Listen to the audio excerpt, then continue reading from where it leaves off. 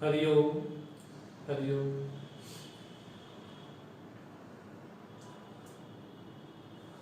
अष्टादिवसीय गीता ज्ञान यज्ञ में आप सभी का स्वागत है, आप सभी का अभिनंदन है।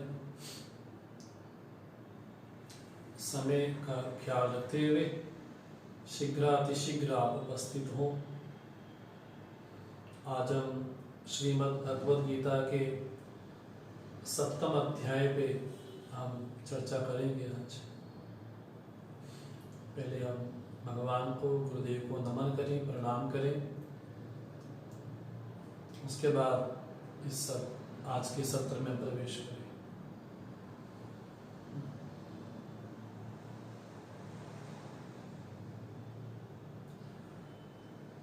ओम सहना भवतु सहनो भुनक्तु सह वीर्यं कर्वावहै तेजस्विनावधीतमस्तु मा विद्विषावहै।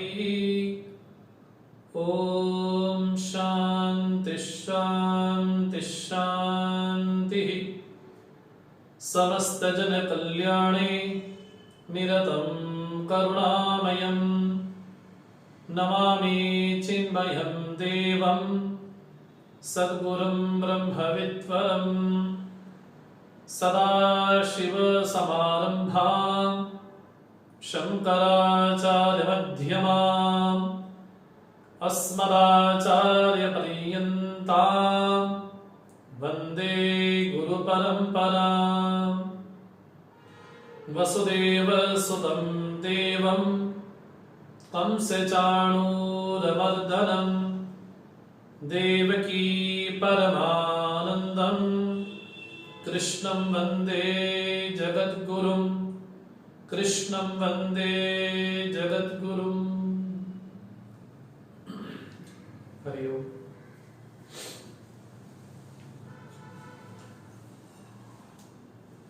आज हम प्रवेश करेंगे श्रीमद् भगवद गीता के 7वें अध्याय में, जिस अध्याय का नाम है ज्ञान विज्ञान योगो नाम 7मोऽध्याय। जिस तरह से नाम से ही इस अध्याय का परिचय हो रहा है, इस अध्याय में भगवान ज्ञान की और विज्ञान की दोनों की चर्चा करेंगे।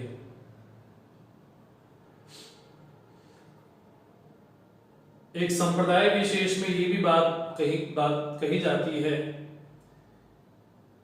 कि श्रीमद् भगवद गीता को 3 षटक में 3 भागों में बांटा गया है। प्रथम 6 अध्याय, उसके बाद 7वें से 12वें अध्याय और उसके बाद 13वें से 18वां अध्याय। ये बात कही जाती है कि जो तत्त्वम् असि एक महावाक्य है हमारा, उस महावाक्य की व्याख्या है श्रीमद् भगवद गीता। तो पहले 6 अध्याय समर्पित हैं त्वम शब्द के लिए,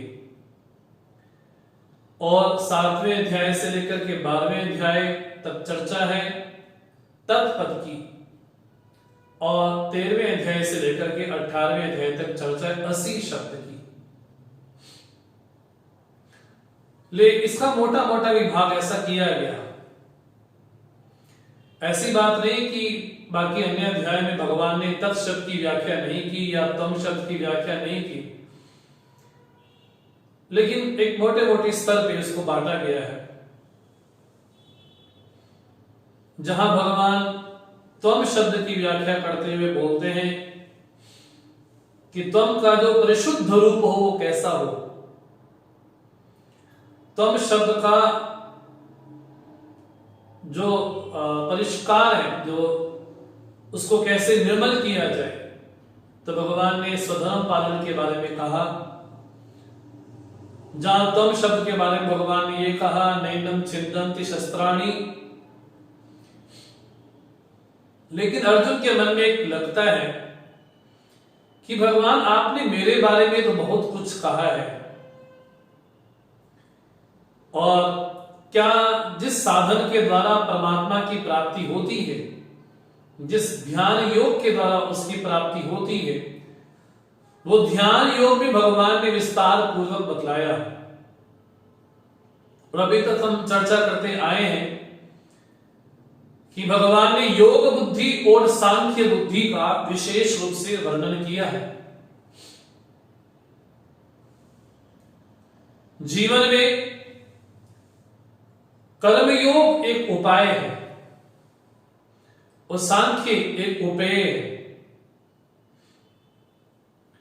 अर्थात यदि हमें नदी पार करनी है तो हमें नौका का आश्रय लेना पड़ता है, तो नौका पार करना अर्थात कर्मयोग का आश्रय लेना। लेकिन जब पार हो गए, बोले अब नौका की आवश्यकता नहीं है, अब ये बुद्धिमानी नहीं है कि मुझे नौका ने पार किया तो मैं नौका को सर पर उठा के लेके जाऊं। नौका का केवल नाव का केवल उतना ही सहारा था कि मुझे नदी पार करवा दे। कर्मयोग ने जीवन में विवेक को, वैराग्य को, भक्ति को पुष्ट किया। जब व्यक्ति नदी पार कर गया नौका के द्वारा, भगवान कहते हैं अब नौका की आवश्यकता नहीं है। जब भगवान ये कहते हैं आलुक्षो मुनि योगम कर्म कारणम उच्यते योगारूढ़स्य तस्य एव शमः कारणम उच्यते, अर्थात जो आलुक्षो है, जो उस अध्यात्म पथ पे चलना चाहता है, उसके लिए साधन क्या है?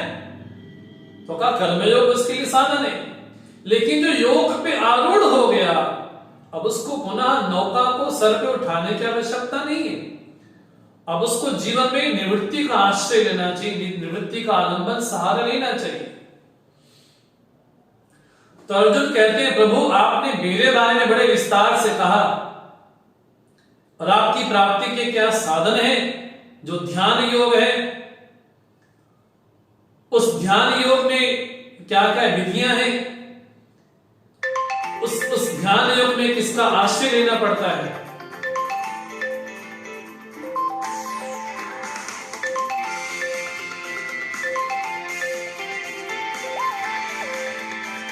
हम क्षमा चाहते हैं।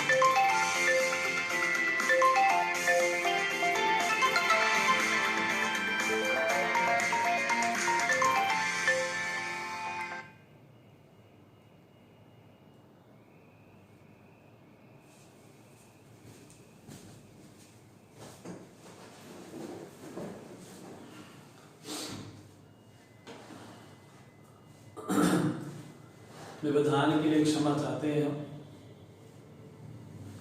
भगवान जब ये कहते हैं, अर्जुन ने जब निवेदन किया प्रभु आपने मेरे बारे में बड़े विस्तार से कहा, लेकिन अपने बारे में विशेष रूप से अभी तक आपने नहीं बताया,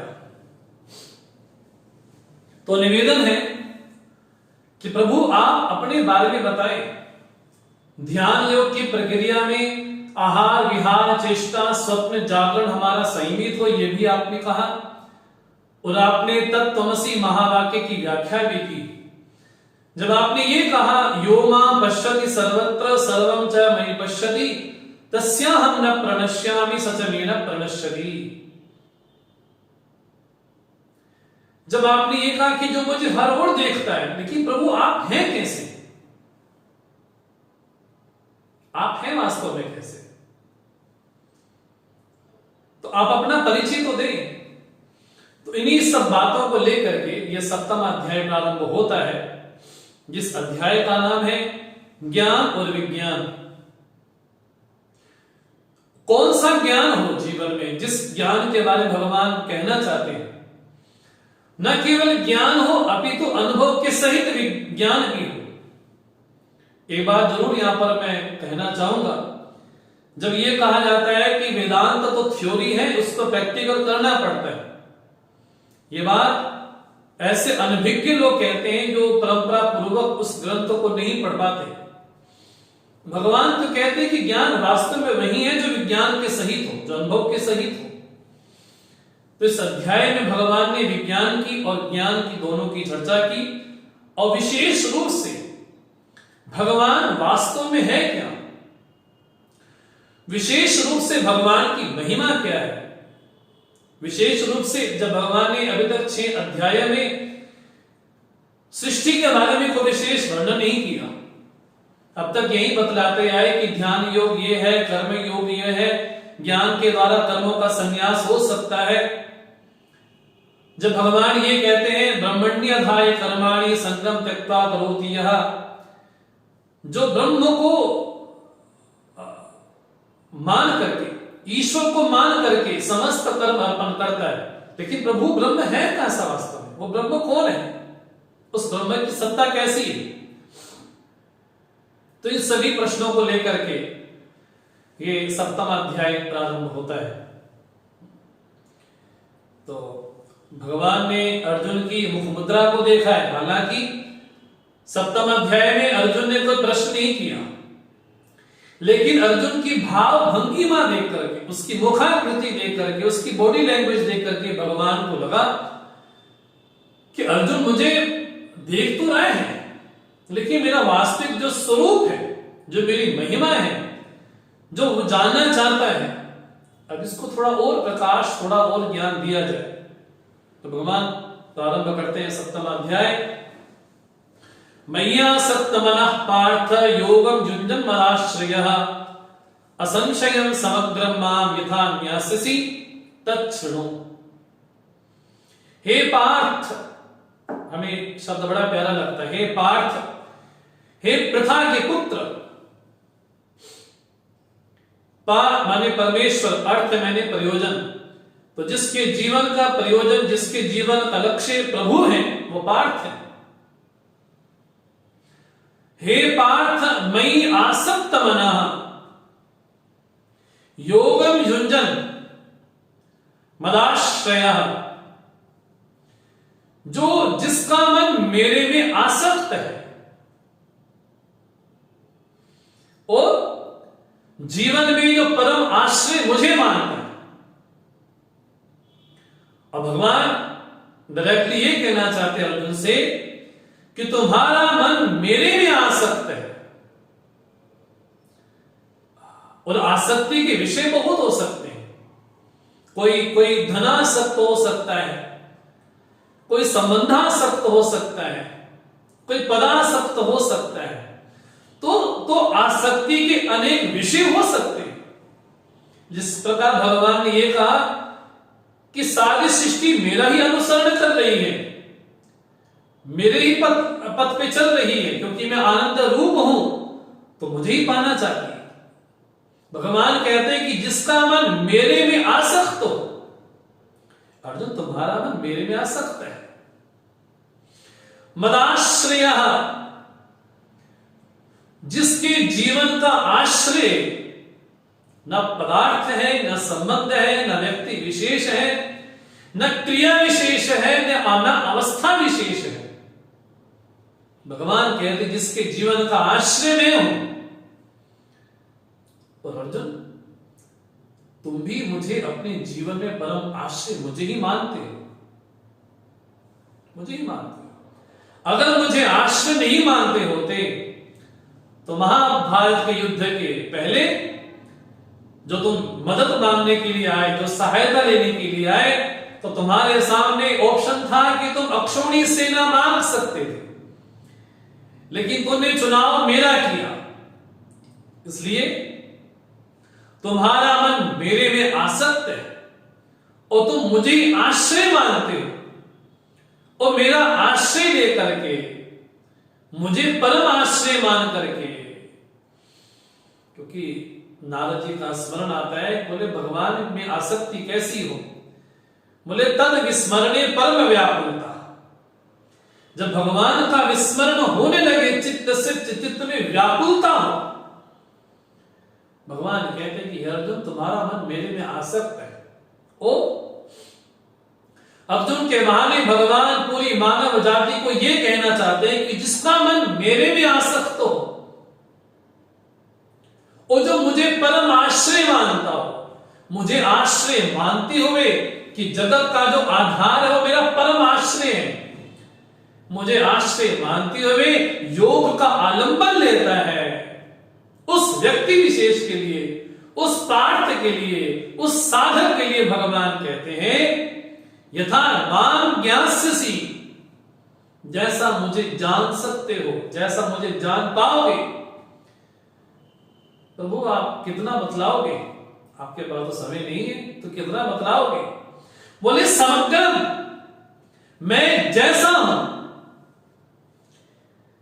वेदों की भाषा में मैं कैसा हूं, संतों की भाषा में मैं कैसा हूं, मैं समग्र रूप से बतलाऊंगा। और एक बात भगवान कहते हैं असंशयम, बिना किसी संशय के, क्योंकि ज्ञान वास्तव में वही होता है जहां संशय ना हो। जहां संशय हुआ फिर वो ज्ञान की श्रेणी में नहीं आता। तो भगवान कहते हैं मां यथा ज्ञास्यसि, और असंशय, बिना संशय के जिस प्रकार मुझे जान सकते हो तत्शृणु, उसको सुनो। तो श्लोक बड़ा स्पष्ट है यहां पर, जिसका मन मेरे में आसक्त है, जो जीवन में परम आश्रय मुझे मानता है और ऐसा मान करके योग का आलंबन लेता है, ऐसे व्यक्ति विशेष के लिए भगवान कहते हैं कि मैं उसके लिए प्रकट हो जाता हूं। मैं कुछ छिपाता नहीं हूं अपने बारे में, जैसा हूं मैं वैसा ही उसके सामने प्रकट हो जाता हूं, मैं दुलार नहीं करता। इसलिए भगवान ने स्पष्ट कहा ये यथा मां प्रपद्यन्ते तां तथा एव अहम भजामि, जो जिस भाव से मेरी शरण में आता है मैं उसको वैसा ही प्रकट कर देता हूं। अगर कोई जिज्ञासु है तो जिज्ञासु को लगता है कि परमात्मा कैसा होगा, उसकी भावना को पुष्ट करने के लिए मैं वैसा ही हो जाता हूं। तो भगवान कहते हैं यथा मां ज्ञास्यसि तच्छृणु, जिस प्रकार मुझे जान सकते हो वैसा सुनो। तो भगवान सप्तम अध्याय के पहले श्लोक से लेकर के 7वें श्लोक तक चर्चा करते हैं भगवान अपने बारे में, भगवान वास्तव में क्या है। और 8वें श्लोक से लेकर के 12वें श्लोक तक भगवान वर्णन करेंगे कि सृष्टि की दृष्टि में भगवान का दर्शन कैसे हो सकता है, आपकी सृष्टि के जरिए परमात्मा को कैसे देखा जाए। तो 7 श्लोकों तक भगवान वर्णन करते हैं स्वयं के बारे में। भगवान कहते हैं, अब भगवान प्रतिज्ञा करते हैं ज्ञानम तेहम सविज्ञानम इदम वक्ष्यामि अशेषतः यज्ञात्वा नेह भूयो ज्ञातव्यम अवशिष्यते। अहम वक्ष्यामि, मैं कहूंगा, अहम ते, मैं तुम्हारे प्रति कहूंगा। और कितना कहोगे, बोले अशेषता, विस्तार पूर्वक कहूंगा। ले क्या कहोगे प्रभु? ज्ञानम विज्ञान सहितम, वास्तव में मेरा ज्ञान वास्तव में क्या है, उस ज्ञान को मैं विज्ञान के सहित बतलाऊंगा। प्रभु यदि आपको जान भी लिया तो जगत में बहुत सारे पदार्थ हैं जानने के लिए, तो आपको जानने के बाद और भी कुछ जानने योग्य शेष रहेगा? बोले नहीं, यज्ञात्वा, जिसको जान करके न इह भूय अन्य ज्ञातव्यम अवशिष्यते, इस लोक में,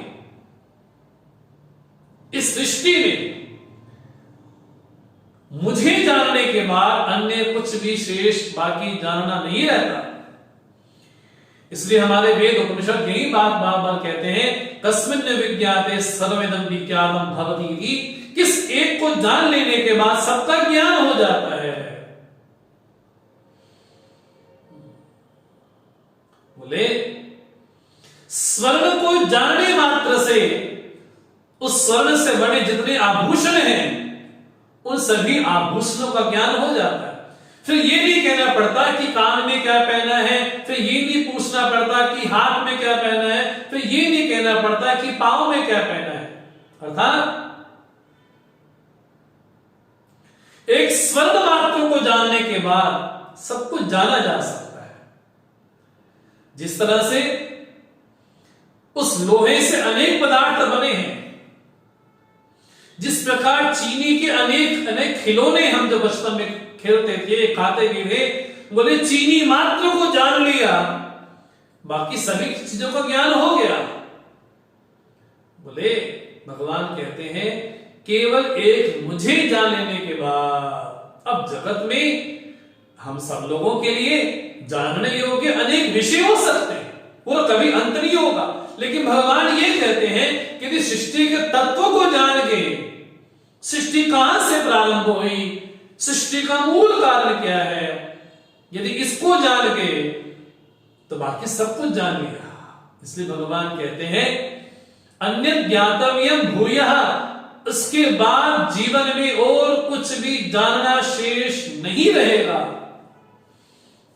इसलिए अर्जुन तुम्हारा मन मेरे में आसक्त है और तुम मेरा आश्रय लेकर के जीवन निर्वाह करते हो, इसलिए जो जहां मेरी आसक्ति होगी वो मेरे जीवन का आलंबन भी होगा। अर्जुन ने चुपके से पूछा भगवान से, भगवान यदि आप इतने ही सरल हैं, यदि आपका ज्ञान आपका विज्ञान इतना ही सरल है जिसको जानने के बाद और कुछ शेष बाकी जानना नहीं रहता, तो सारे मनुष्य आपको जान लेंगे, तो सब मनुष्य आपकी ओर प्रवृत्त क्यों नहीं होते? तो भगवान ने कहा मनुष्याणाम सहस्रेषु कश्चित् यतति सिद्धये यततामपि सिद्धानां कश्चित् मां वेत्ति तत्त्वतः। बोले हजारों हजारों लाखों लाखों मनुष्यों में कश्चित् यतति, कोई एक यत्न करता है, सिद्धये मोक्ष की प्राप्ति के लिए यत्न करता है, प्रयास करता है। हम लोगों की जो मुमुक्षा है वो इतनी तीव्रता नहीं है, हमारी मुमुक्षा तो इतनी मात्र है, ठीक है भगवान मिल गया तो मिल गया। अगर तीव्र मुमुक्षा होगी कि नहीं प्रभु को ही जानना है, इस प्रकार भगवान भाष्यकार कहते हैं मोक्षो में भूयात् इति दृढ़ निश्चय, मुझे मोक्ष ही हो ऐसा दृढ़ निश्चय हो। भगवान कहते हैं हजारों हजारों मनुष्यों में कोई एक मुझे जानने का प्रयास करता है। लाखों मनुष्य में किसी के मन में आता होगा कि जो सृष्टि मेरी योजना के अनुसार तो चलती नहीं, मेरी प्लानिंग के अनुसार तो चलती नहीं, आखिर जो योजना बनाने वाला है वो कौन है? वो साकार है कि निराकार है? वो निर्गुण है कि निराकार है? वो कैसा है? तो हजारों हजारों मनुष्यों में किसी के मन में एक भाव आता है। भगवान कहते कश्चित् यतति, कोई एक यत्न करता है, लेकिन यततामपि सिद्धानां, उन यत्न करने वालों में भी कश्चित् मां तत्त्वतः वेत्ति, कोई एक मुझे तत्व से जानता है। तत्व से जानता है अर्थात जैसा मैं हूं मुझे उस रूप में जानता है, बिना माया के, बिना उपाधि के, बिना आलंबन के, मैं जैसा हूं मुझे वैसा जानता है। सूर्य जैसा है सूर्य को वैसा जानना। पृथ्वी की दृष्टि से सूर्य उदय अस्त होता है, पृथ्वी की दृष्टि से सूर्य छोटा लगता है, लेकिन सूर्य को सूर्य की दृष्टि से जानना यही वास्तव में सूर्य को जानना ही है। इसलिए भगवान कहते हैं मां वेत्ति, मुझे जाना जा सकता है। कोई लोग ये कहते हैं ना, अरे भगवान को कौन जान सकता है, भगवान को कोई जान नहीं सकता। भगवान स्वयं ने मुखारविंद से बोलते हैं मां तत्वतः वेत्ति, कोई मुझे तत्व रूप से जानता है, मतलब संभावना है कि भगवान को जाना जा सकता है, संभावना है कि बहुत लोगों ने भगवान को जाना होगा।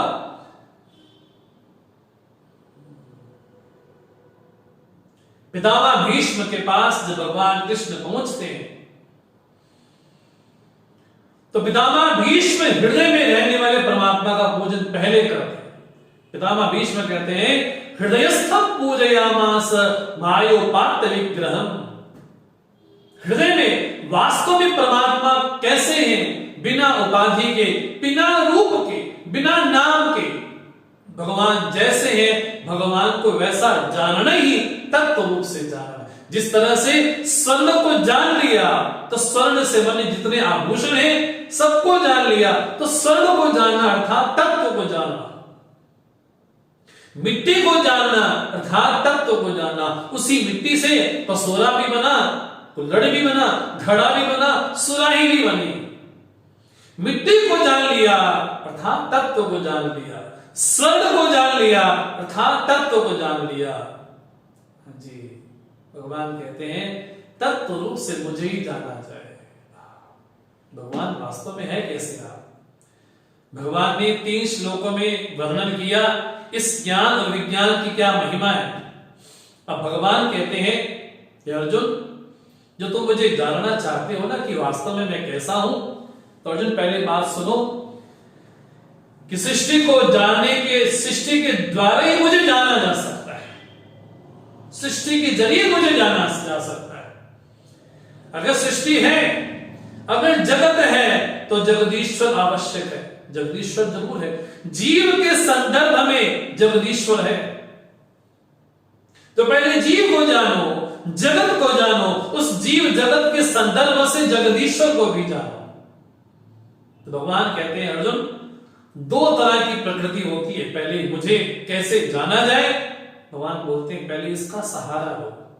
2 प्रकार की प्रकृति बोलते हैं भगवान, भूमिरापो नलो वायु खम मनो बुद्धिरेव च अहंकार इति यम में भिन्ना प्रकृतिरष्टधा अपरेयम इतस्तन्या प्रकृति विद्धि में परा जीवभूता महाबाहो एदम धार्यते जगत। ये हे अर्जुन, ये पार्थ, 2 प्रकार की प्रकृति होती है, एक अपरा प्रकृति, दूसरी परा प्रकृति। बोले जो अपरा प्रकृति क्या है? भूमि ही, आपः, अनलः, वायु, खम, मना, बुद्धि, अहंकार इति यम में भिन्ना प्रकृति अष्टधा। मेरी 8 प्रकार की प्रकृति है। कई लोग भक्त में विनोद में कहते हैं कि भगवान राम ने 9वें में अवतार लिया, क्योंकि जो 9 का पहाड़ा बिल्कुल सेम आता है, इकट्ठा ही आता है। तो अष्टमी को लगा क्या भगवान मुझे भी कृतार्थ करेंगे? तो भगवान ने कहा तुमको भी कृतार्थ करूंगा। तो भगवान अष्टमी को आए। भगवान कहते हैं कि जो 5 भूत हैं और जो मन है, बुद्धि है, अहंकार है, बोले ये मेरी 8 प्रकार की प्रकृति है, जिसको महातत्व कह देते हैं, जिसको समष्टि अहम कह देते हैं। बोले मेरी 8 प्रकार की प्रकृति है। वो कौन सी है? बोले अपरा प्रकृति है। अपरा प्रकृति कौन सी है? बोले अपरेय मितस्तन्या प्रकृति विद्धि में परा जीवभूता महाबाहो। बोले परा प्रकृति है जिसने, हे महाबाहो यया इदम जगत धार्यते, जिसने इस जगत को धारण किया हुआ है, वो जीव प्रकृति है। तो कहा एक परा प्रकृति है, एक अपरा प्रकृति है। लेकिन देखिए भगवान कहते हैं, बड़ी पहली बात कहते हैं, पूरी सृष्टि को किसने धारण किया हुआ है? बोले जीव ने। ये सृष्टि बनी किसके लिए? बोले जीव को उसके कर्मफल भोग देने के लिए ही ये सृष्टि निर्माण हुआ। तो सृष्टि में प्रयोजन क्या है? सृष्टि के उत्पन्न होने में प्रयोजन क्या है?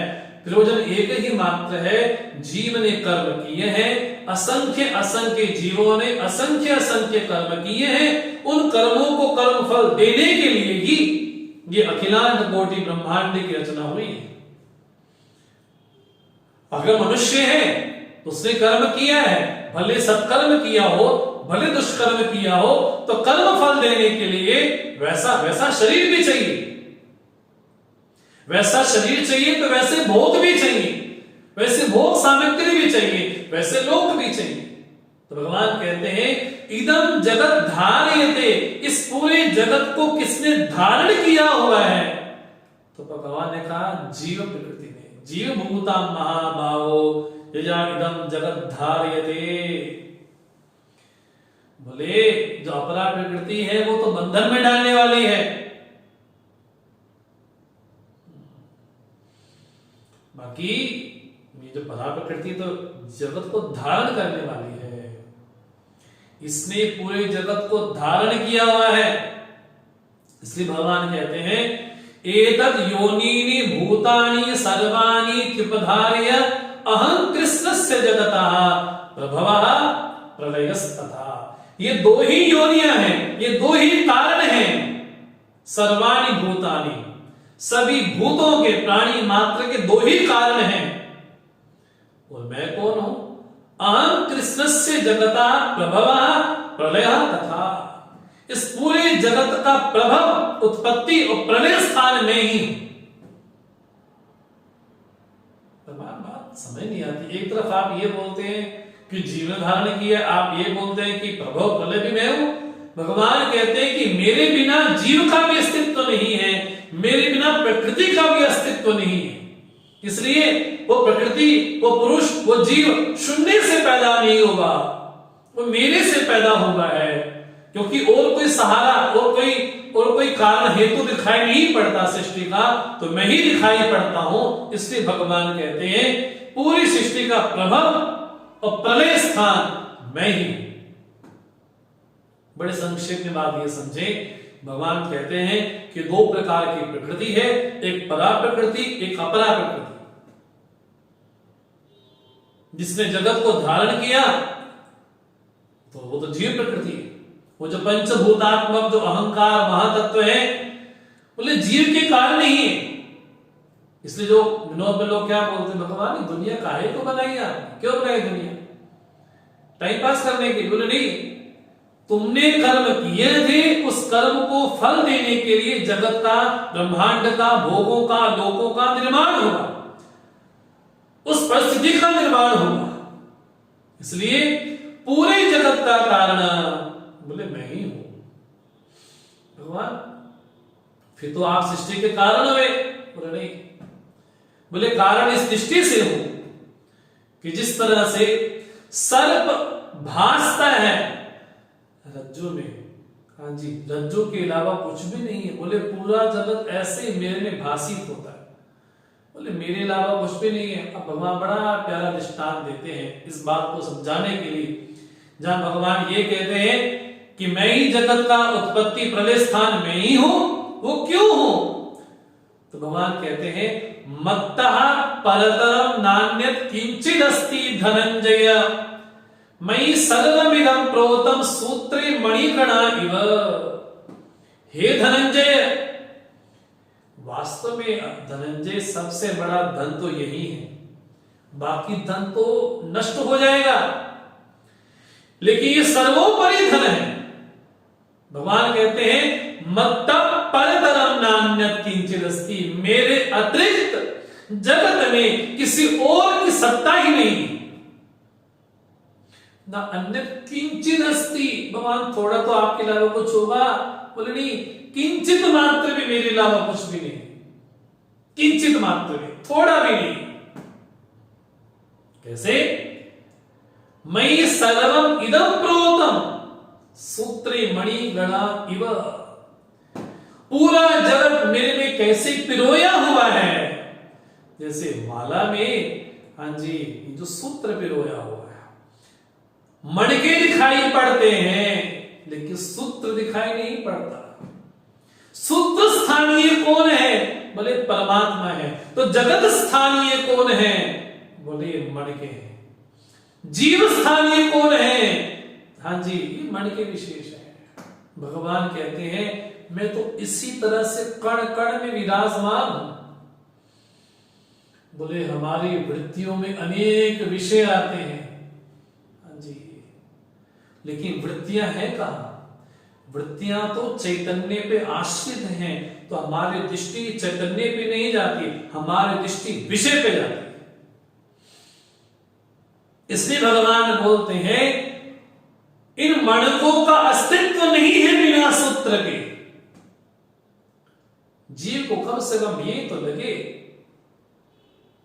कि सूत्र रूप परमात्मा है, उसके कारण सृष्टि है। सृष्टि के कारण परमात्मा नहीं है, जगत के कारण परमात्मा नहीं है, अपितु परमात्मा के कारण जगत है। जीव के कारण नहीं है, अपितु उसके कारण जीव है। जगत का कोई अस्तित्व नहीं बनता परमात्मा के अलावा, इसलिए जगत हो तब भी परमात्मा का अस्तित्व है, जगत ना भी हो तब भी उसका अस्तित्व है। इसलिए भगवान बोलते हैं इदम सर्वम प्रोतम, ये सब कुछ पिरोया हुआ है। जिस तरह से हाँ जी सूत्र स्थानीय परमात्मा है और मणि स्थानीय पूरा जगत विशेष है। भगवान ने कहा कि अब मुझे मेरा मेरा मेरा दर्शन करो। भगवान अर्जुन ने पूछा कहां दर्शन करें आपका? कई लोग बोलते हैं कि भगवान के दर्शन नहीं होते, भगवान कहां रहते हैं? भगवान कहते हैं कि मैं तो तुम्हारे अंग संग ही रहता हूं। भगवान कहते हैं मुझे देखने की दृष्टि मन में लाओ। तो भगवान यहां पर कुछ अपनी विभूतियां गिनाते, हालांकि भगवान 10वें अध्याय में अपनी विभूतियां बतलाएंगे, लेकिन 7वें अध्याय में भगवान संक्षेप में अपनी दिव्य विभूति के बारे में बोलते हैं। भगवान कहते हैं कि मेरा अनुभव करो। तो अर्जुन बोलते हैं प्रभु आपका अनुभव करने के लिए किसी लोक में जाना पड़ेगा। बोले नहीं, यहीं पर रह करके मेरी सन्निधि का मेरा दर्शन किया जा सकता है। बोले कहा?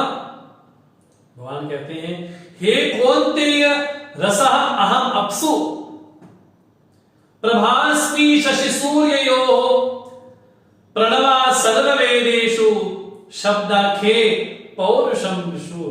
हे कौन्तेय अहम अप्सु रसः, जल में मैं रस हूं, जल में मैं रस हूं। जब जल ग्रहण किया जाए तो भाव स्मृति किसकी आए? बोले परमात्मा की स्मृति आए। याद किसकी आए? बोले परमात्मा की याद आए, क्योंकि जल का अपना गुण है रस। जब भी जल ग्रहण किया जाए, पानी ग्रहण किया जाए, तो भगवान कहते हैं कि उस समय पानी तो पियो, लेकिन याद किसकी करो? बोले मेरी याद करो। क्या? बोले इस जल का ऐसा कोई कण नहीं है जिसमें रस ना हो। तो रस कौन है? परमात्मा है। और जल कौन है? बोले जगत है। जैसे ही जल पिए तो हाजिरी लग जाए प्रभु के सामने, प्रभु आज आपका दर्शन हुआ। प्रभु जब भी दिन भर में जितनी बार भी जल ग्रहण करें तो जल में जो रस तत्व है, भगवान कहते कि रस में ही हूं। उस समय जल की याद ना है, उस समय याद परमात्मा की है। प्रभु आप इस जल में विद्यमान है।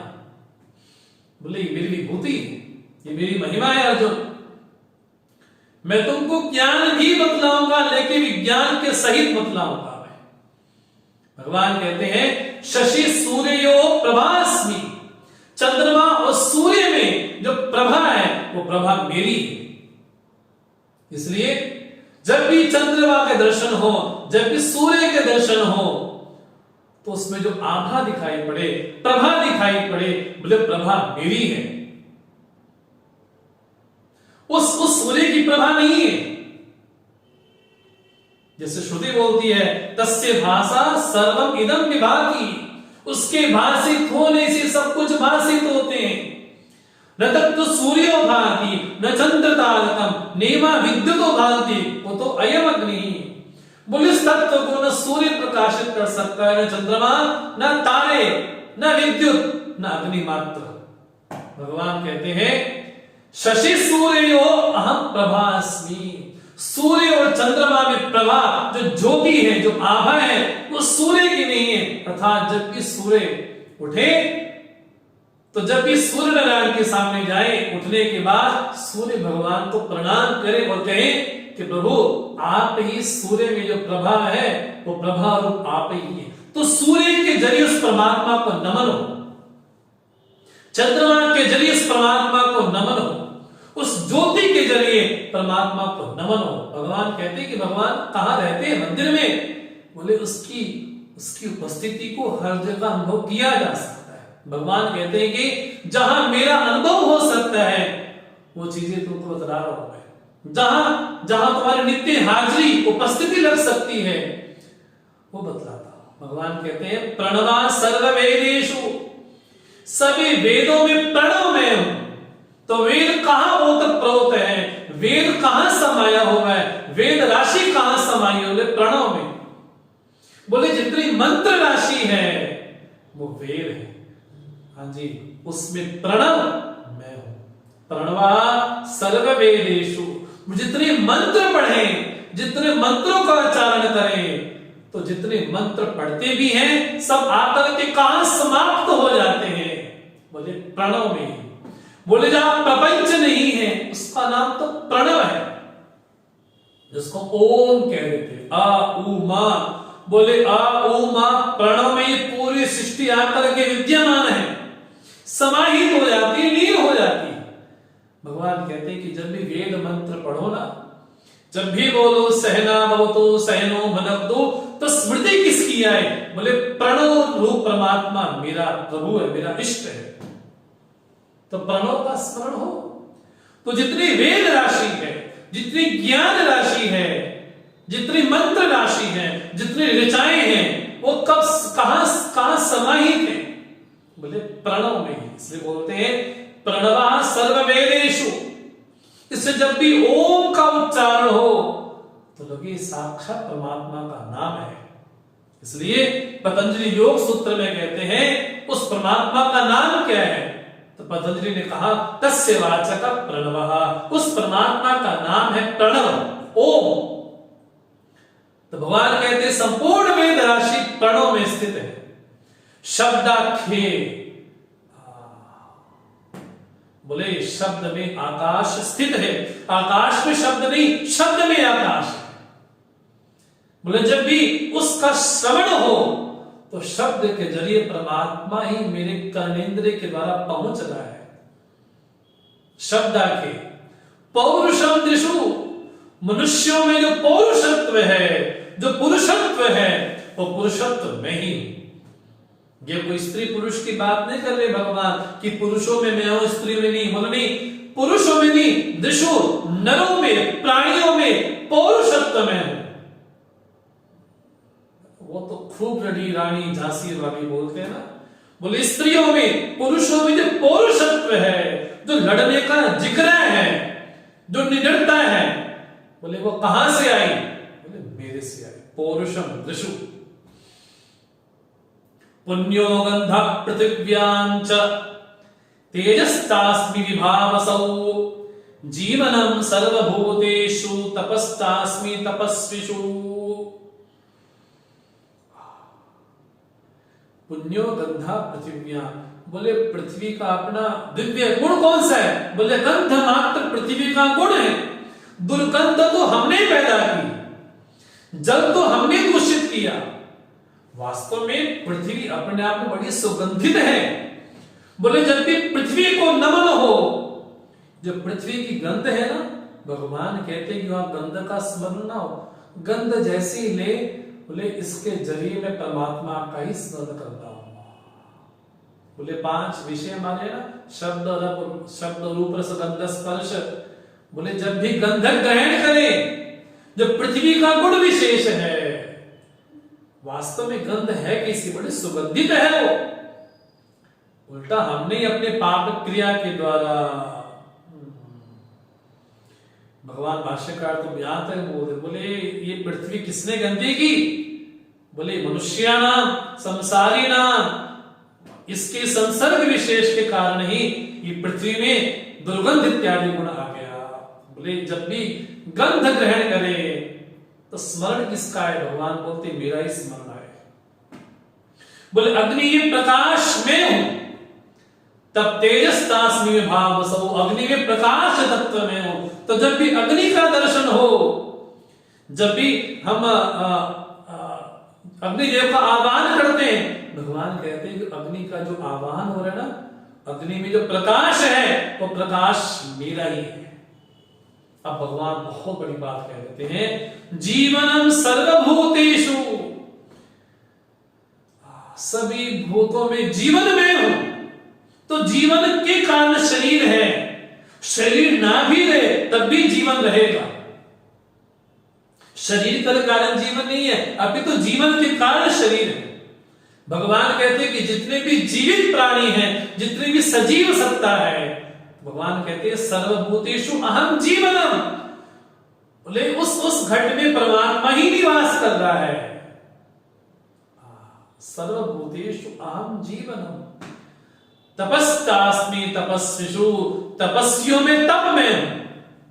आज कोई तपस्वी दिखाई पड़ रहा है, लोग क्या बोलते हैं, आज उनके दर्शन करने गए ना, बड़ा आनंद आया, ऐसा लगा कि साक्षात परमात्मा से मिलना हो गया। बोले आज तक जो भी तपस्वी हुए हैं, जो भी जीव में तप का आलंबन लेते हैं, सहारा लेते हैं, बोले तपस्वियों में तप में,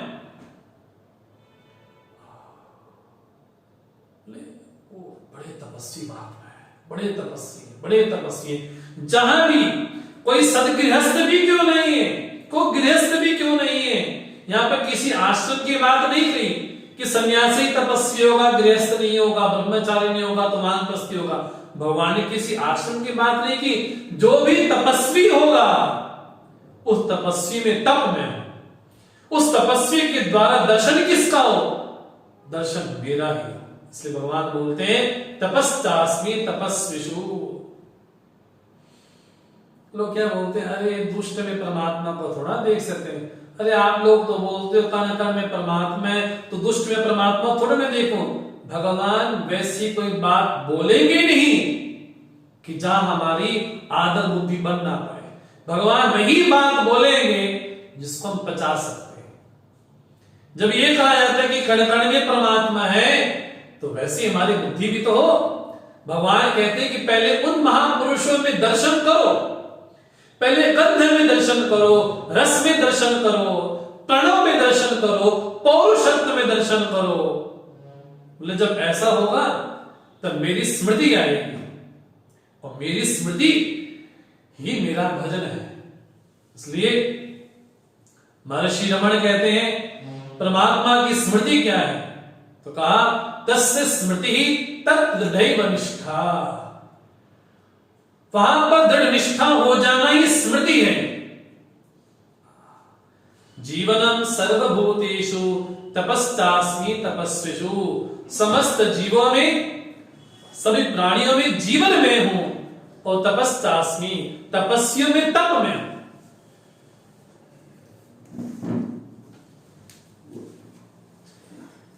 बीजम मां सर्वभूतानां विद्धि पार्थ सनातनम बुद्धिर्बुद्धिमतामस्मि तेजस तेजस्विनामहम्। हे पार्थ सनातन बीज में हूं, सर्वभूतानां सभी प्राणियों का जो बीज है। भगवान ये कहना चाहते हैं कि सृष्टि पंचभूत से पैदा नहीं हुई, सृष्टि कोई शून्य से पैदा नहीं हुई। सृष्टि का जो बीज है, सृष्टि कहां से उत्पन्न होती है, बोले सबका बीज तो मैं। बीज मैंने प्रोह कारणम, जहां से सबकी उत्पत्ति होती है, प्राणी मात्र की उत्पत्ति होती है। वो बीज कैसा हो, बोले सनातन हो। सनातन मैंने परिणामी नहीं हूं, सनातन मैंने अपने आप को बदल करके नहीं होता हूं। इससे बात स्पष्ट हो जाती है भगवान फिर जगत है कैसा, जब आप में कोई परिणाम नहीं होता और आप बीज कैसे, बोले सनातन बीज है। सनातन वही है, बोले जो चिरकाल हो, जो अनादि हो, जो अविनाशी हो, जो अखंड सत्ता हो, जो चिन्मयी सत्ता हो। जो चिन्मयी सत्ता होगी उसका परिणाम तो कुछ नहीं हो सकता। अगर परिणाम मानेंगे तो फिर वो सनातन अविनाशी चेतन सत्ता कैसी रही, तो भगवान फिर जगत दिखाई कैसे पड़ रहा है। भगवान यही कहना चाहते हैं कि अविद्या की दृष्टि से, अज्ञान की दृष्टि से भाषित हो रहा है, वास्तव में ऐसा नहीं है। इसलिए भगवान कहते हैं हे पार्थ सनातनम बीजम मान विद्धि, और बुद्धि बुद्धिमतामस्मि। बुद्धियों में, हालांकि बुद्धि सबके पास में, लेकिन जो विवेक शक्ति है, जो अंतःकरण की विवेक शक्ति है, बोले व्यक्ति बड़ा सूक्ष्म बुद्धि वाला है, बड़ा उसकी बुद्धि निर्मल है, तीक्ष्ण है, तो ख्याल उस व्यक्ति का ना हो, नजर कहां जाए, बोले भगवान कहते स्मृति मेरी हो। बोले बुद्धि मानने में बुद्धि में हूं, तो बुद्धि किसके द्वारा उत्पन्न हुई? बोले देखा जाए तो पशु में भी बुद्धि है। पशु के सामने हरा चारा लेकर के जाए तो दौड़ करके आता है, अगर डंडा लेके खड़े हैं तो भाग जाता है। बुद्धि है, लेकिन बुद्धि के साथ विवेक शक्ति, बोले विवेक शक्ति तो मैं ही हूं। इससे भगवान भाष्यकार कहते हैं बुद्धि मैंने विवेक शक्ति अंतःकरणस्य, अंतःकरण की जो विवेक शक्ति है, जो चिंतन शक्ति है, प्रत्युत्पन्न मति है, बोले विषय की तह में चले जाना। बोले कितने हमारे आचार्य हुए हैं, वो आचार्य जब ग्रंथों को पढ़ते थे तो ग्रंथ के नीचे समा जाते थे। वो तीक्ष्ण बुद्धि आई कहां से? भगवान कहते बुद्धि उनकी नहीं है, बुद्धि मेरी है। तेजस तेजस्वी नाम हम, तेजस्वियों में जो तेजस्विता है वो मेरी है। जो प्रागल्भ है, देह का प्रागल्भ नहीं, बोले उस व्यक्ति की उपस्थिति मात्र से लोग उठ के खड़े हो गए। ऐसा हम सुनते हैं कि महात्मा गांधी जी के बारे में कहा गया कि वो जो चर्चिल ने कहा कि वो जो इंडिया से आएगा नंगा धड़ंगा तो अपने आसन से उठना मत, लेकिन जैसे ही महात्मा गांधी वहां पर प्रवेश करते हैं सभी उठ करके खड़े हो गए। बोले जो तेजस्विता है, ये तेजस्विता कहां से आई? मतलब लोग उसकी उपस्थिति को इग्नोर नहीं कर सकते, वो गणमान्य है। भगवान ये कहना चाहते हैं जो तेजस्वी में तेजस्विता है उनकी नहीं है, वो मेरी है। जो प्रगल्भता है, उसकी उपस्थिति मात्र से लोग अचंभित हो जाते, बोले नहीं अब वो आगे उनके सामने ऐसी बात नहीं कहनी चाहिए। मतलब वो जो दिव्यता प्रकट हो रही है, वो दिव्यता उसकी नहीं है, वो दिव्यता मेरी है। बलम बलवताम चाहम काम राग विवर्जितम, बोले बलवानों में बल में हूं, अर्थात बलवान का सीधा सीधा अर्थ यही है कि निर्बल व्यक्ति अपने आप को सबल महसूस करे। बोले बलवान वो नहीं, अरे मैं तो बड़ा बलवान हूं, बड़ा पार्टी का हूं, तो मेरी तो पहचान वहां तक है। फिर भगवान बोलते वो बल मेरा नहीं है। वेद श्रुति ये बोलती है नायम आत्मा बलहीन लभ्य, ये जो आत्मा है, जो ब्रह्म तत्व है, वो बलहीन को प्राप्त नहीं होता। लेकिन कौन सा बल?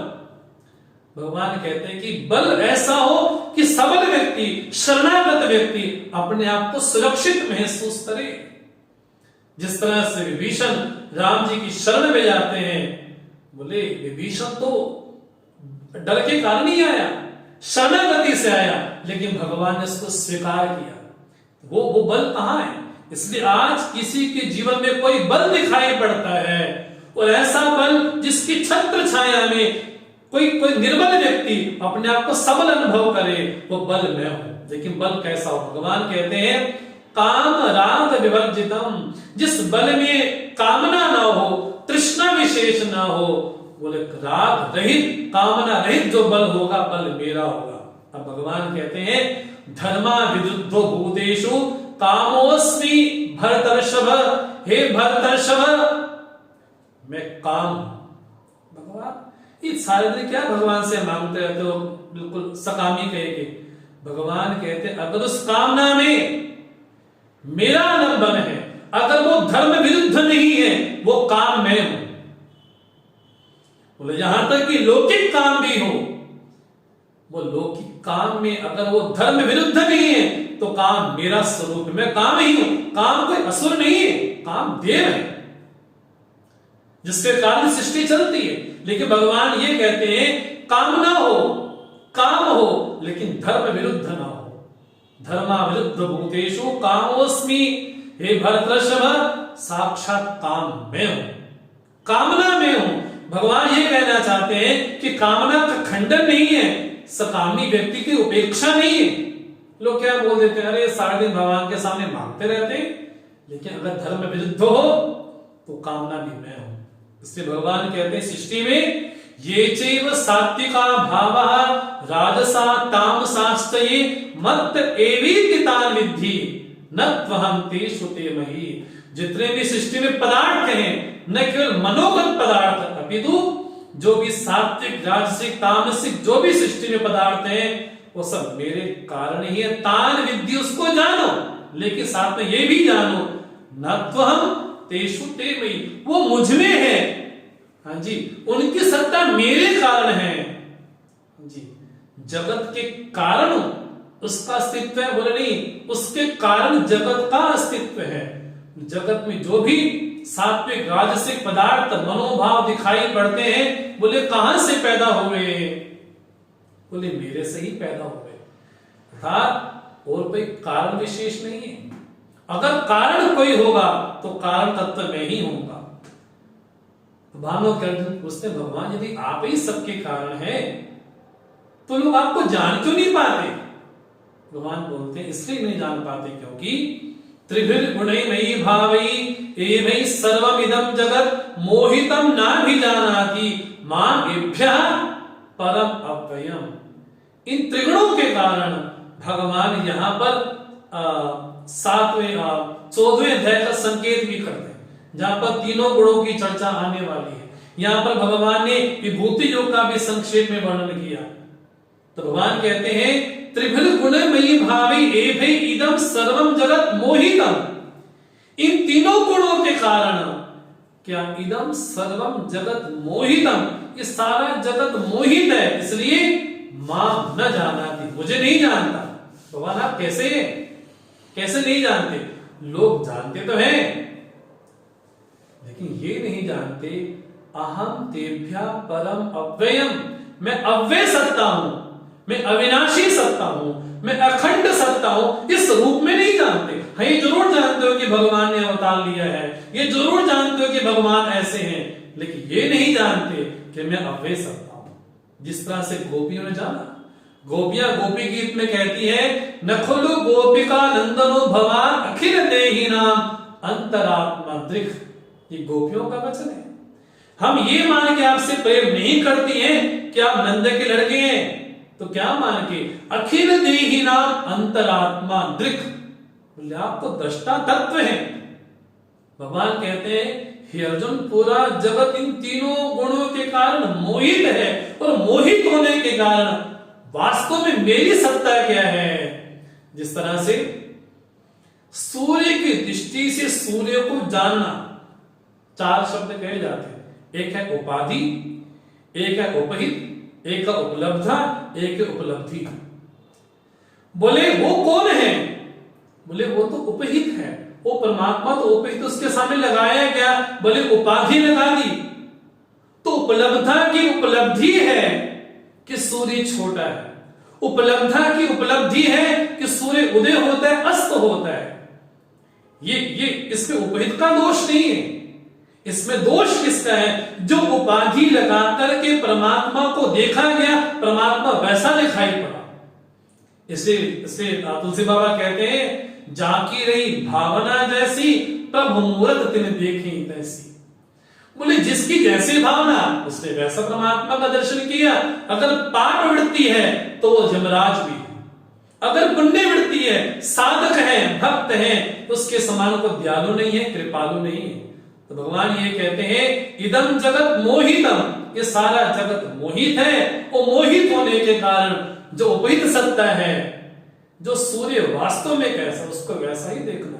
सूर्य की दृष्टि से वो न कभी उदय होगा न कभी अस्त होगा। सूर्य की दृष्टि से हमसे बहुत बड़ा है, लेकिन पृथ्वी वासियों को लगता है कि बहुत छोटा है। तो सूर्य को सूर्य की दृष्टि से देखना ही ये सूर्य को देखने से भगवान कहते हैं एभ्या परम अव्ययम ना भी जानाति, इनसे विमुक्त मुझे नहीं जानता। भगवान फिर इससे कैसे छूटा जाए? कोई छूटने को उपाय भी तो बतलाओ।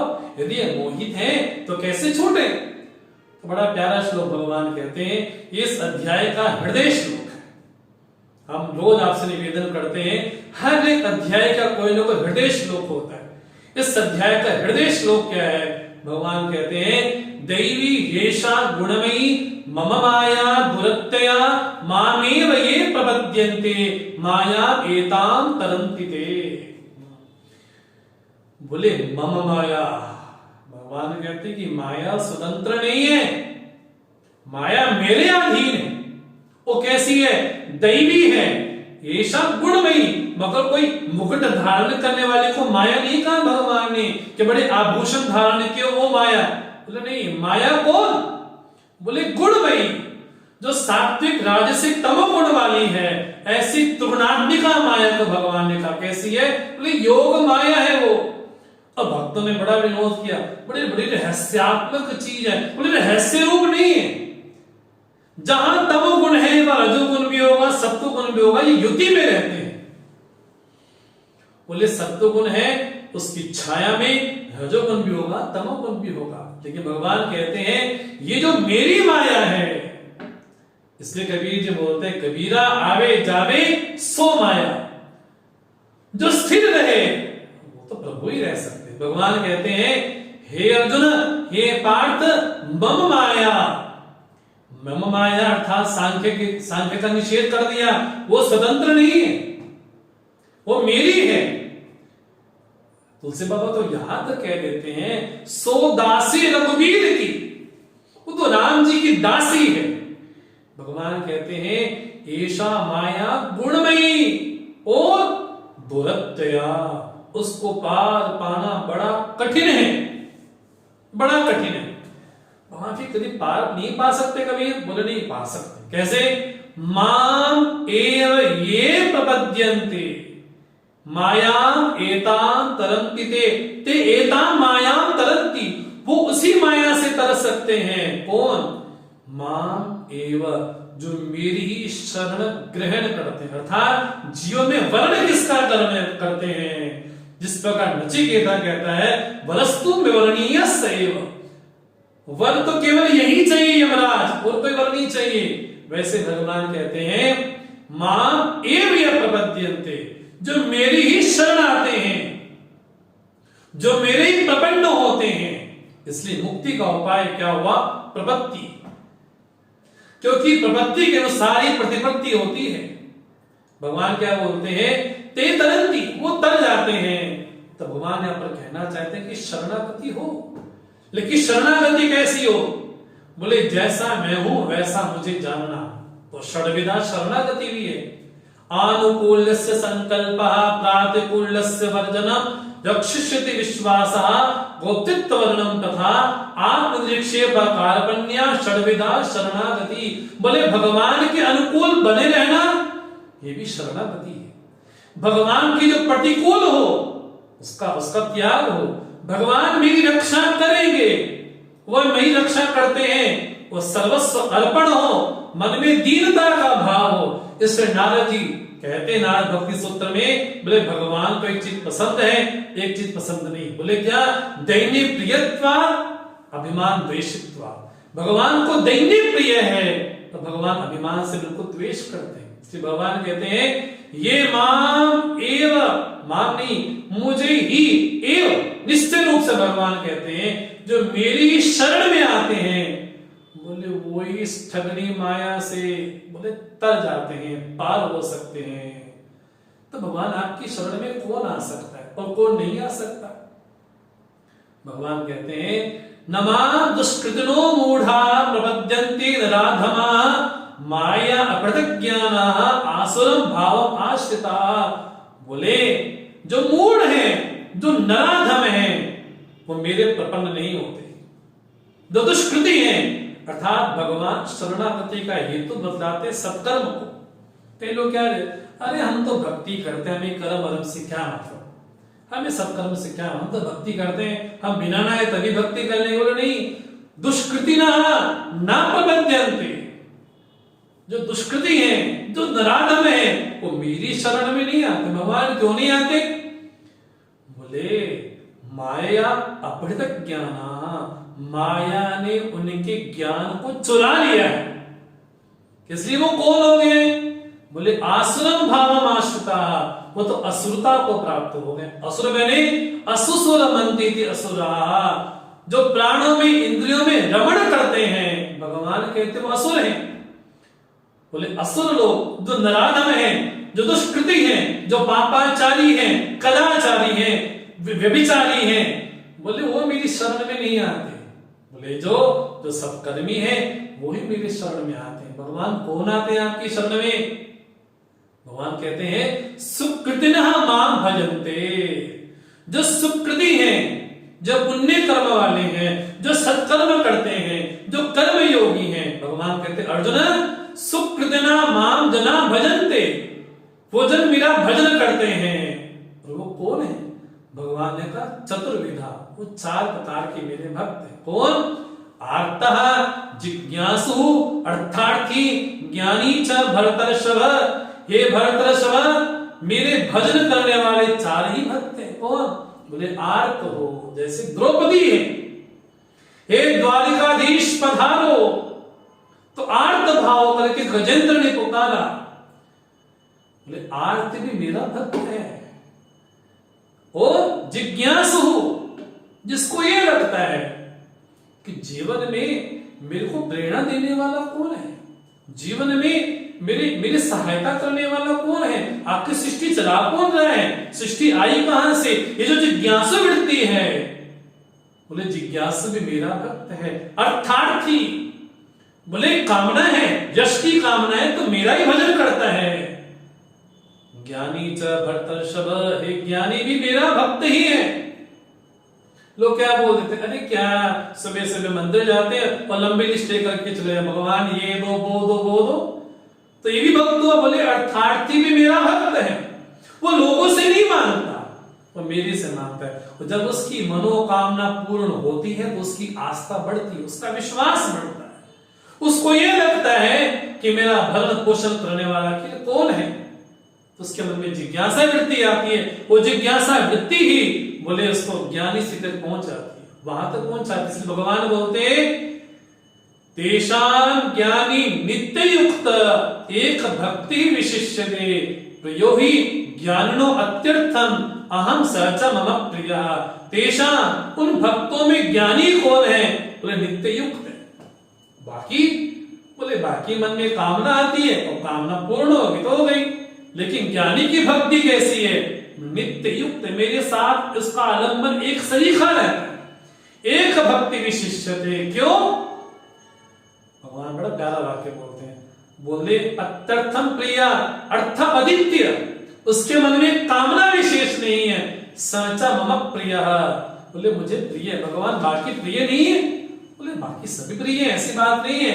उदारा सर्व एवैते, बाकी सभी उदार हैं, जिज्ञासी भी उदार है, आर्ति भी उदार है, अर्थार्थी भी उदार है। अगर उदार नहीं होते तो मेरा आश्रय क्यों ना लेते? अगर उदार नहीं होते लोगों के पास जाते मांगने के लिए, सहायता मांगने के लिए, द्रौपदी ने पुकारा, जब भरी सभा में अपमान हुआ तो सबको पुकारा।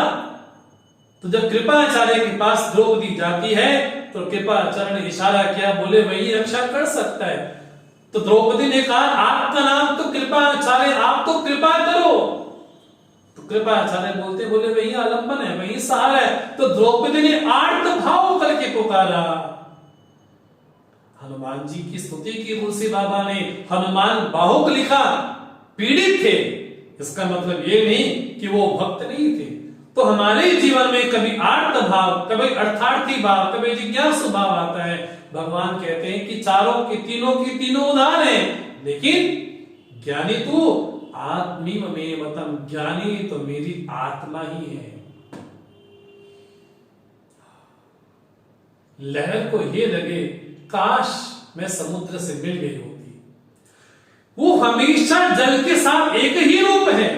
जिसका अज्ञान है, जिसको लगता है कि मैं जल से विलग हूं, प्रतिबिंब ये कहे काश कभी बिंब से मिल पाऊं मैं। अरे अरे प्रतिबिंब तो वही है। बोले ज्ञानी को लगता है कि उसमें मेरे में भेद नहीं। इसलिए भगवान कहते हैं आस्थिता सही युक्तात्मा मामेव अनुत्तमां गतिम, उत्तम गति को प्राप्त करते हैं। भगवान बोलते हैं स्थिति आई कब? भगवान कहते हैं बहुनाम जन्मनाम अन्ते ज्ञानवान मां प्रपद्यते वासुदेवा सर्वमति स महात्मा सुदुर्लभा। बोले अनेकानेक जन्मों में पुण्य की राशि बढ़ती गई, ज्ञान की राशि बढ़ती गई, उसके बाद मां प्रपद्यते, ज्ञानवान मां प्रपद्यते न तो भावनावान। भगवान स्पष्ट उसका पक्ष लेते हैं। बोले ज्ञानी मेरी आत्मा है। भगवान ज्ञानी की विशेषता क्या है जो उसकी स्तुति कर रहे हैं? भगवान कहते हैं उसकी प्रपत्ति क्या है? उसकी प्रतिपत्ति क्या है? बोले प्रपत्ति के अनुसार प्रतिपत्ति है, तो ज्ञानी की प्रपत्ति कैसी है? बोले वासुदेव सर्वम इति, सब कुछ वासुदेव ही है। बोले महात्मा ऐसा कहीं मिलते होंगे रास्ते में? बोले नहीं, स महात्मा सुदुर्लभा। नारद जी बोलते हैं महासंगस्तु दुर्लभा अगम्य। हाँ जी, अगर मिल भी गए उनको पहचान पाना बड़ा कठिन है, लेकिन मिल गए, सानिध्य प्राप्त हो गया तो अमोघस्त, उनका सानिध्य कभी विफल नहीं जाता। इसलिए भगवान कहते हैं स महात्मा दुर्लभा नहीं, सुदुर्लभा, वो बड़े दुर्लभ हैं। इसलिए नारद जी को लगा कि अगर भगवान के दर्शन ना हो पाए, कम से कम भगवान के भक्त के दर्शन हो पाए। इसलिए नारद जी कहते हैं तस्मिन् तज्जने भेदा भावा, बोले उसमें उनके जनों में भेद नहीं है, दोनों एक शरीक हैं। इसलिए भगवान के नित्य अवतार है वो। इसलिए भगवान के अनेक अवतार हुए, अर्चावतार, अंशावतार, कलावतार, पूर्णावतार, लेकिन भगवान का अवतार कौन सा है? बोले नित्य अवतार। बोले भगवान के भक्त भी भगवान के अवतार ही, इसलिए स महात्मा सुदुर्लभा। भगवान यदि आप इतने सहज हैं, सरल हैं, तो आप सब लोग आपकी शरण में क्यों नहीं जाते हैं? क्योंकि भगवान के रस के पीछे बाधा क्या बनती? कामैस्तैस्तै हृतज्ञाना प्रपद्यन्ते न देवता तम तम नियमास्थाय प्रकृत्या नियता स्वया। बोले कामनाओं ने व्यक्तियों के अज्ञान को चुरा लिया है, इसलिए क्या करते हैं? अन्य देवता प्रपद्यन्ते, अन्य देवताओं की शरण में जाते हैं। इसको कहते हैं, एक होती ईश्वर बुद्धि, एक होती देवता बुद्धि। बड़ा सुंदर लेख भगवान कहते हैं, जैसी कामना होगी स्वयं प्रकृतियां, जैसे मेरा संस्कार होगा। भगवान भाष्यकार कहते हैं स्वभावेन जन्मांतर अर्जित संस्कार विशेषेण। बोले जन्म जन्मांतर से चित्त में संस्कार है। बोले कोई तांत्रिक के पास जा रहा है, कोई रात को 2 बजे उठ करके जा रहे हैं, मेरे मन में कामना को पूर्ण कर दो, फिर काला कपड़ा भी चढ़ाएगा, तेल भी चढ़ाएगा, सब चढ़ाएगा। बोले उसको प्रेरित कौन करता है? बोले उसकी प्रकृति विशेष। वो जो उस देवता की शरण में जाएगा वैसा मत करके जाएगा। इसलिए भगवान कहते हैं कामनाओं ने व्यक्तियों के ज्ञान को चुरा लिया है। जब चुराया है तो मेरी शरण में तो आएंगे नहीं, तो कहां जाएंगे? अन्य देवता प्रपद्यन्ते, अन्य देवताओं की शरण में जाएंगे। ये तो डिपार्टमेंट गणेश जी का है, यहां से यही मिल सकता है। ये सरस्वती का डिपार्टमेंट है, यहां से यही मिल सकता है। जबकि ईश्वर सत्ता क्या है? बोले वो सर्वाधिष्ठान है, ये ईश्वर बुद्धि है। बोले देवता, बोले मेरे मन में ये कामना ये देवता ही पूर्ण कर सकता है, ये देव बुद्धि। बोले साल में केवल एक ही बार गणेश जी को याद किया जाए, गणपति है कौन? बोले वो तो यदि ये बुद्धि हो कि वो सर्वाधिष्ठान है तो ईश्वर बुद्धि होगी, न कि देव बुद्धि होगी। भगवान बोलते हैं लोगों के मन में कामनाएं कैसी होती हैं? बोले जैसी कामना होगी उसको वैसा देवता पसंद आएगा। कैसे? यो यो याम याम तनु भक्ता श्रद्धया अर्चितम इच्छति तस्य तस्याचलाम श्रद्धाम तामेव विदधाम्यहम। जो जैसा जैसा भक्त तनुमाश्रिता तनु इच्छन्ति तनया तनु श्रद्धया अर्चितमुच्छन्ति। तनु मैंने कोई प्रतीक विशेष। बोले जैसी तनु में, जैसी प्रतीक में बुद्धि हो जाती है। हाँ जी, भगवान बोलते हैं तस्य तस्य अचलाम श्रद्धाम, मैं उसकी श्रद्धा भी अचल कर देता हूं। जो आदिवासी हैं वो तो अपने गांव के किनारे ही किसी पत्थर पे लाल कोई रंग लगा दिया, उस पे पुष्प चढ़ा दिया, उसको देवता मानते हैं। उनके लिए वही सब कुछ है। तो किसी ने कहा कि मुझे जो मिला मुझे मजार से मिला, मुझे कहीं से मिला, तो मस्जिद में जाएगा, मजार में जाएगा। तो किसी ने कहा नहीं मुझे तो वहां से मिला है। भगवान कहते जिस तनु में, जिस प्रतीक विशेष में उसको लगता है कि नहीं मैं वहां पर गया था, मैं उस दर पे गया था, उस समाधि पे गया था, तो मेरी कामना वहीं से पूर्ण हुई है। भगवान क्या बोलते हैं? उसकी श्रद्धा में वही कह देता हूं। लेकिन भगवान कहते हैं सतया श्रद्धया युक्ता तस्या राधनमीयते लभते च तथा कामान मयैव विहितानिता। भगवान ये मना नहीं करते कि उसकी कामना पूर्ण नहीं होती। लोगों को क्या लगता है, अरे मुझे तो वहां से मिला, मैं मना कैसे कर दूं? मैं साईं जी के दरबार गया था, मुझे साईं से मिला है। मैं मजार गया था, मुझे मजार से मिला है। भगवान क्या बोलते हैं, लभते, उसको प्राप्त होता है। लेकिन वो देवता भी जो फल देते हैं, वो फल कहां से देते हैं? बोले मया एव, बोले मेरे द्वारा ही देवताओं को प्राप्त होता है। बोले गंगा तो गौमुख से निकली, लेकिन घाट की महिमा है। लोगों को लगता है इस घाट में स्नान करेंगे वे तो मुक्त हो जाएंगे। बोले मंत्री तो पंजाब में भी है, तमिलनाडु में भी है। बोले केंद्र में सरकार होगी, बोले वो अपने पैसे से लिख देगा। बोले उस मंत्री ने दिया, बोले मंत्री ने नहीं दिया। मंत्री के पास जो पावर है वो पावर तो केंद्र से आई ना। अगर केंद्र में सरकार ही उसकी नहीं होगी तो कितना भी साइन कर ले कुछ नहीं मिलने वाला। मतलब देवता भी जो फल देते हैं जी, तो देवता भी उनके दिए हुए को ही देते हैं। लेकिन भगवान क्या बोलते हैं, बोले मेरे द्वारा ही प्राप्त होता है और मिलता है। मना नहीं करता कि उसको मिलता नहीं, मिलता है। लेकिन अंतवत्तु फलम तेषां तद्भवति अल्पमेधसां देवान द्योजो यान्ति मद्भक्ता यान्ति माम अभि।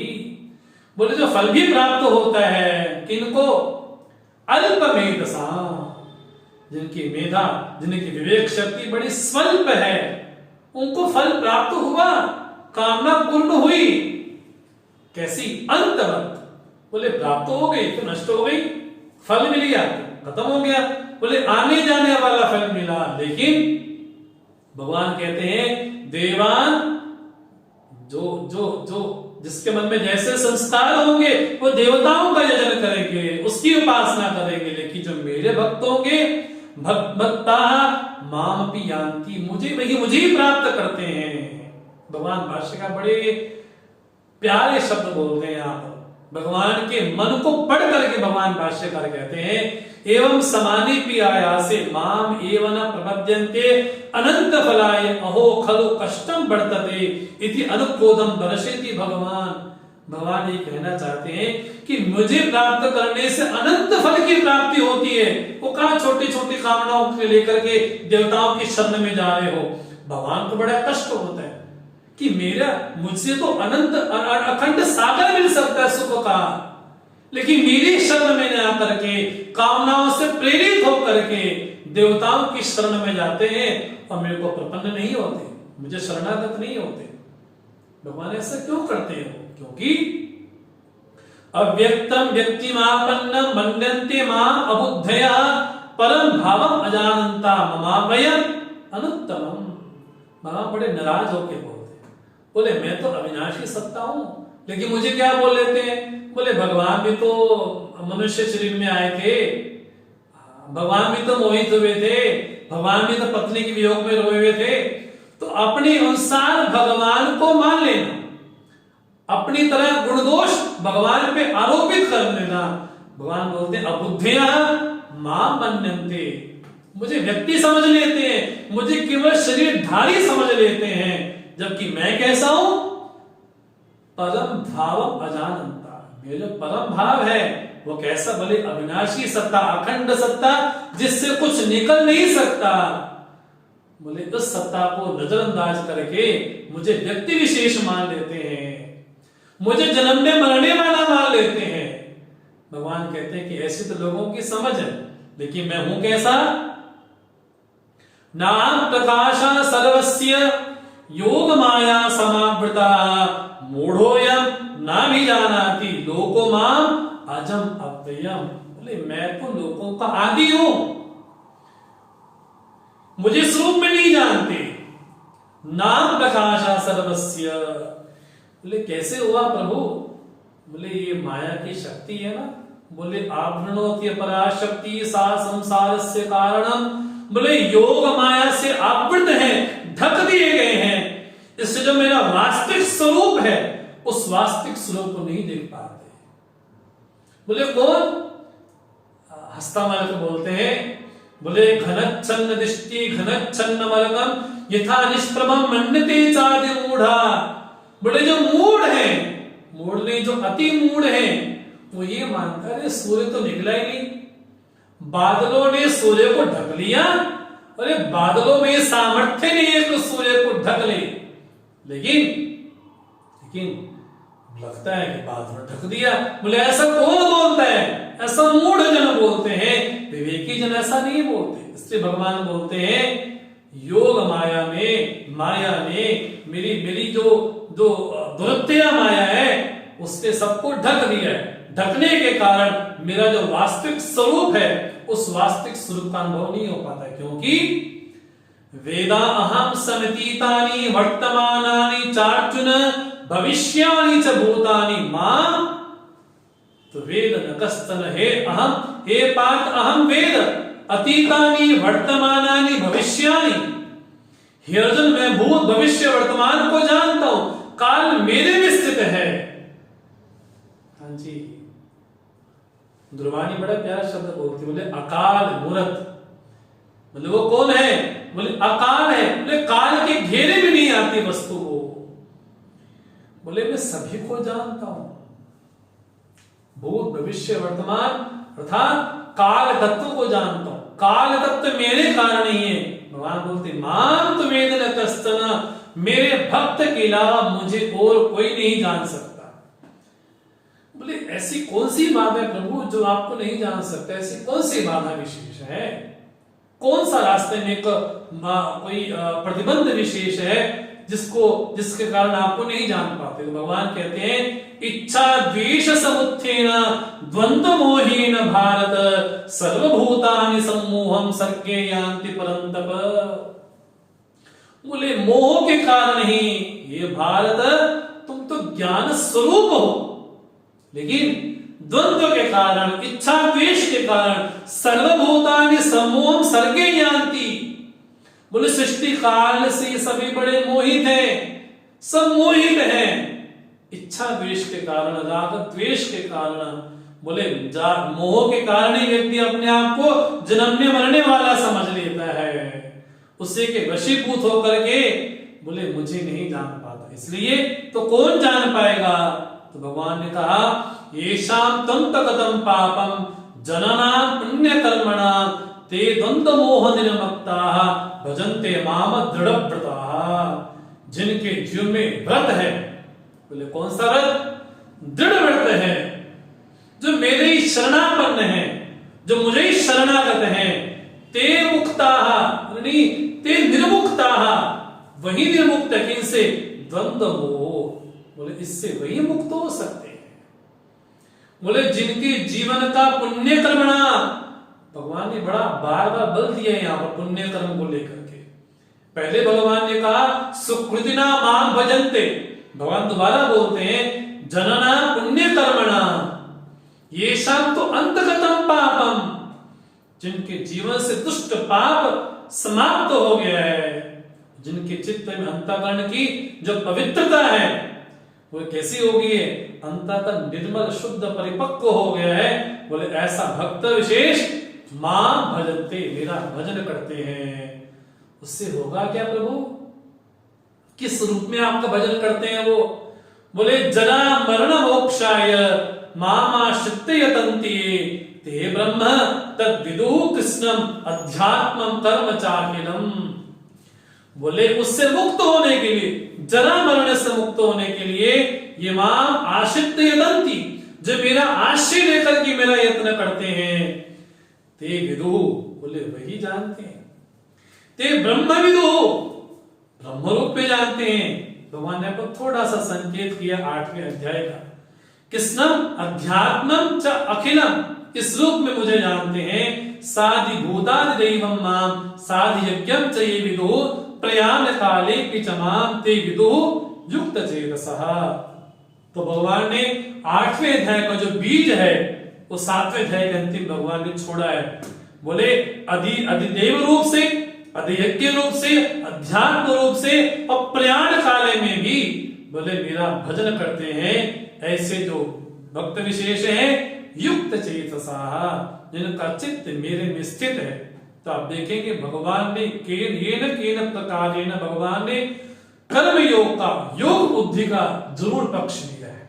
इसलिए स्पष्ट हमारे मन में हो कि योग बुद्धि सांख्य बुद्धि में प्रवेश कराती है।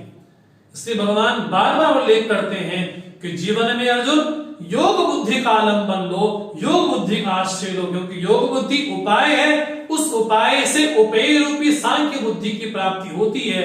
तो भगवान ने बड़े संक्षेप में 8वें अध्याय का संकेत यहां पर कर दिया है।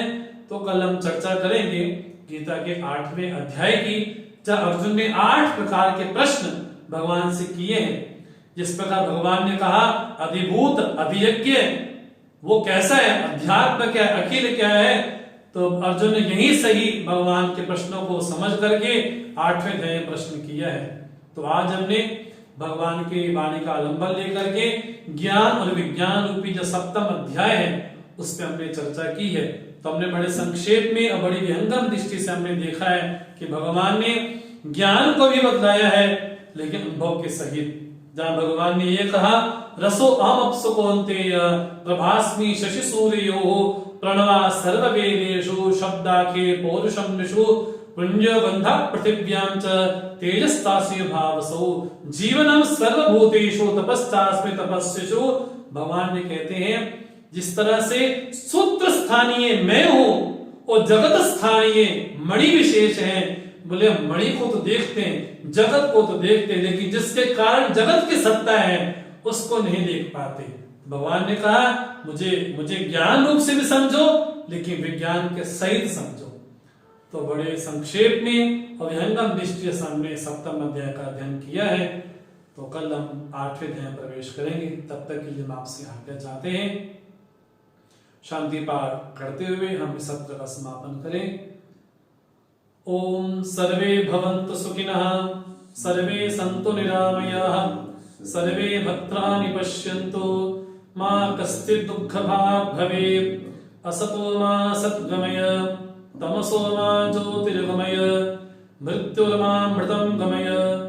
ओम पूर्णमदः पूर्णमिदं पूर्णात् पूर्णमुदच्यते पूर्णस्य पूर्णमादाय पूर्णमेवावशिष्यते। ओम शांति शांति शांति। हरि ओम श्री गुरुभ्यो नमः। हरि ओम।